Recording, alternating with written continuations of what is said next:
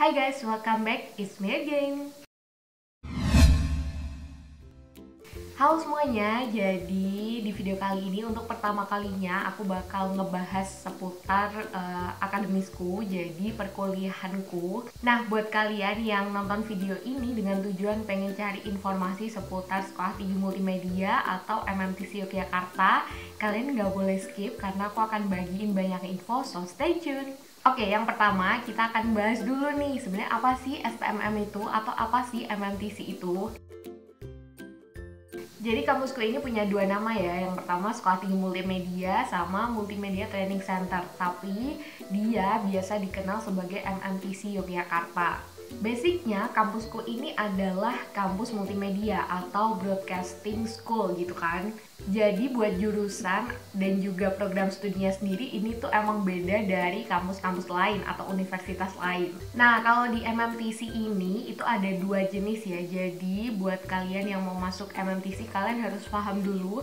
Jadi ini ada program D4 sama S1-nya. Mungkin D4 bisa dianggap asing ya dalam dunia universitas gitu, dalam suatu kampus. Kalau dari perspektifku sendiri, membuat perbandingannya itu cukup dengan seperti ini. Jadi kalau S1 itu adalah sama dengan SMA. Di jenjang sekolah menengah atas itu SMA, kalau D4 itu adalah SMK. Yang mana secara otomatis bahwa D4 itu adalah lebih banyak praktiknya daripada teorinya. Jadi kampus ini itu memang mempersiapkan tenaga kerja profesional kalau menurut istilahku ya. Jadi memang disiapkan untuk setelah kuliah itu tuh kerja gitu kan. Dan biasanya kerjanya itu juga ada di industri multimedia atau entertainment atau di media TV, terus juga bisa di radio atau di berita online, media online juga bisa. Nah, dari dua jenis strata tadi, S1 sama D4 itu dibagi lagi menjadi 3 jurusan nih kalau di kampusku. Jurusan yang pertama itu penyiaran, yang kedua itu ada animasi dan DTP, terus yang terakhir ada komunikasi dan informasi publik. Nah, jadi kalau untuk jurusan penyiaran sama animasi itu dia adalah D4, sedangkan kalau yang komunikasi tadi itu baru S1. Jadi selain fokus ke praktik atau ke strata D4, di sini juga ada S1.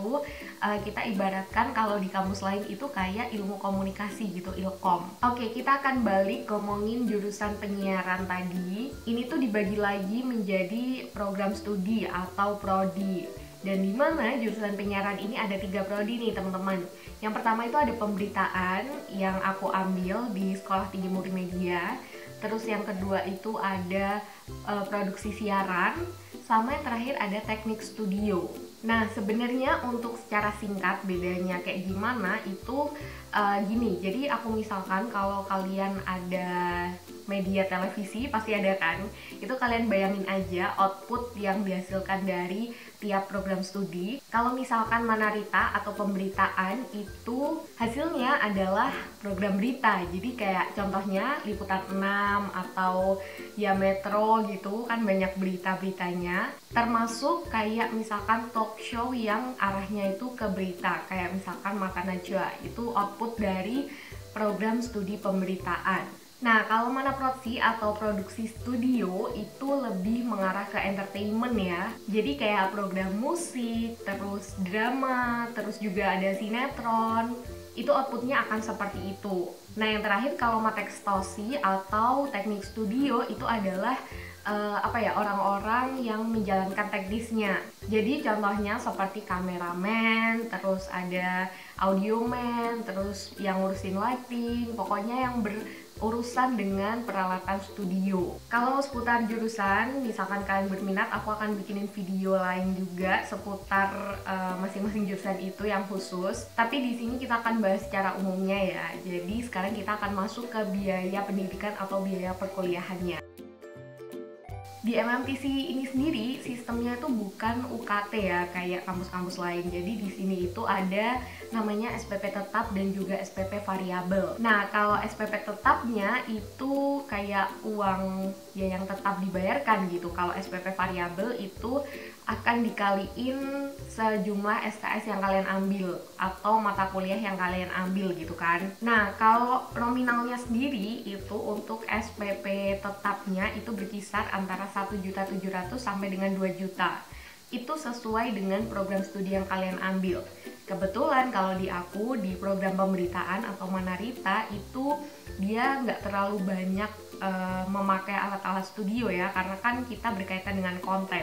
Jadi aku dapat yang SPP tetapnya itu murah, yang 1.700.000. Terus kalau SPP variabelnya sendiri itu berkisar antara 100.000 sampai dengan 150.000 per SKS-nya. Jadi nanti dikaliin gitu loh sistemnya per SKS atau per mata kuliah. Jadi itu tergantung dari SKS atau mata kuliah yang kalian ambil nanti gitu.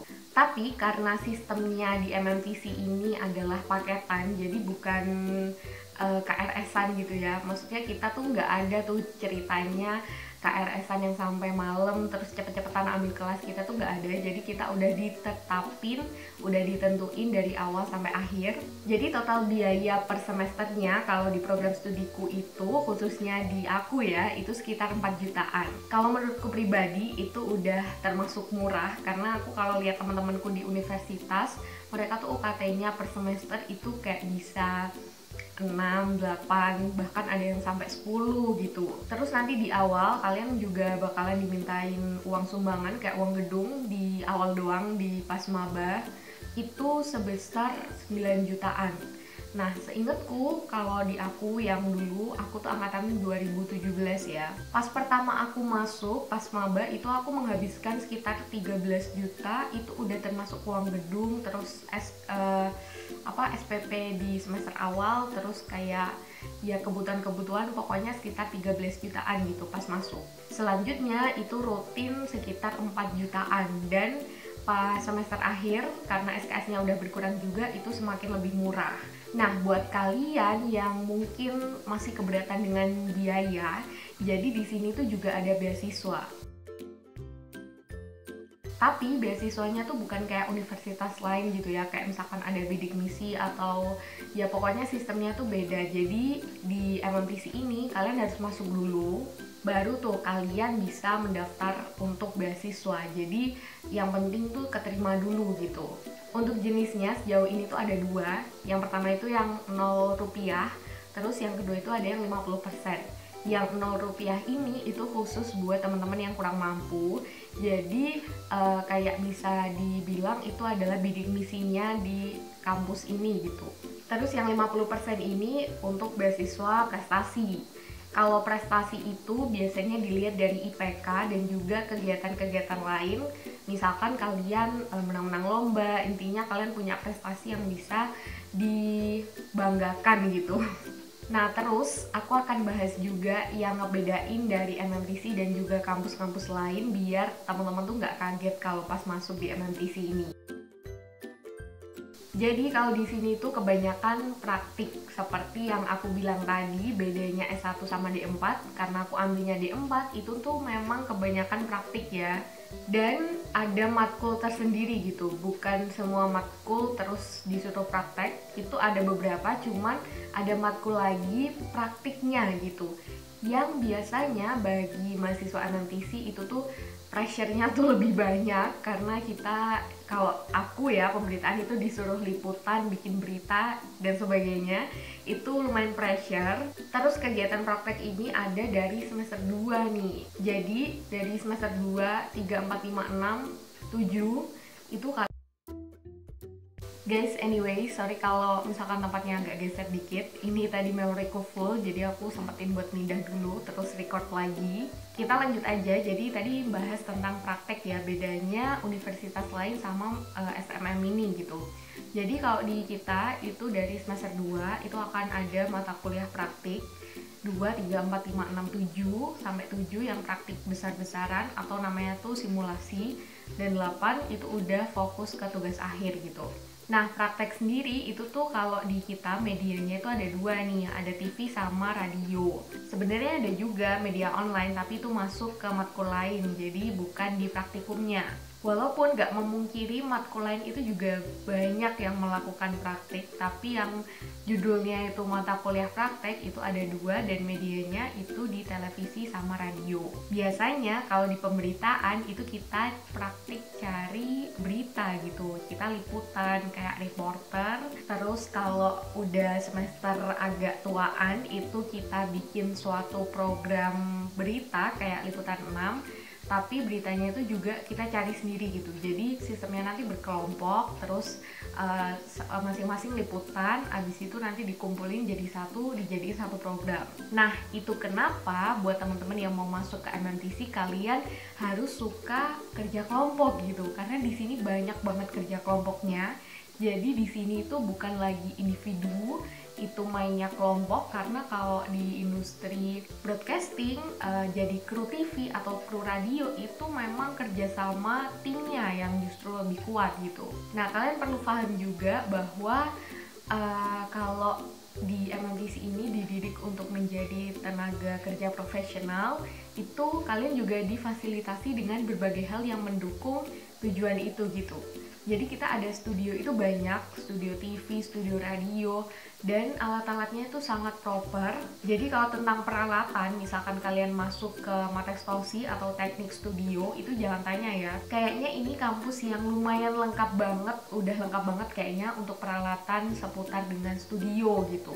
Jadi dijamin produksi praktik juga ditunjang dengan studio yang bagus. Tapi kalau aku ini ngambilnya kan program studi pemberitaan, jadi untuk program studi Manarita atau pemberitaan itu tuh akan lebih fokus ke konten daripada ke peralatan studionya. Jadi biasanya kita memang di semester awal itu dididik untuk mengetahui tentang ya kode etik jurnalis, terus kayak teknik negosiasi, misalkan negosiasi dengan narasumber, terus ada teknik penulisan naskah kayak gitu. Jadi kita memang lebih fokus ke konten. Itu kenapa di kita itu bisa kedepannya kemungkinannya tuh juga banyak gitu. Selain ke TV atau radio, teman-teman yang dari pemberitaan itu juga mungkin bisa masuk ke koran, majalah. Sekarang juga banyak media online, ataupun kalau kalian mau bikin media sendiri itu juga bisa gitu. Nah, terus yang terakhir nih, for your information yang terakhir, kalau kalian masih bertanya-tanya ini kampus tuh sebenarnya apa sih, negeri apa swasta atau kayak gimana?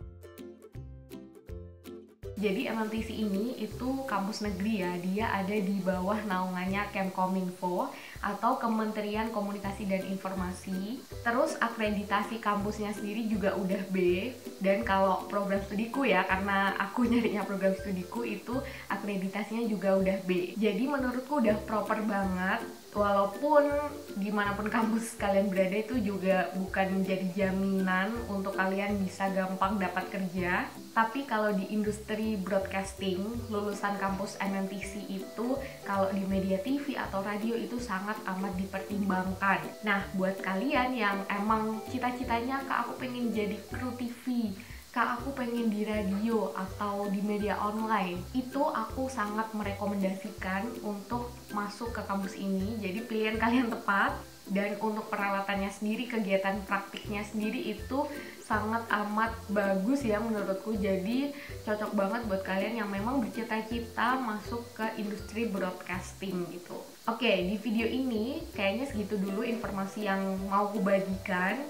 Kalau teman-teman ada pertanyaan bisa tulis di kolom komentar ya. Nanti siapa tahu aku akan bikin video lagi membahas tentang hal-hal yang teman-teman tanyain gitu.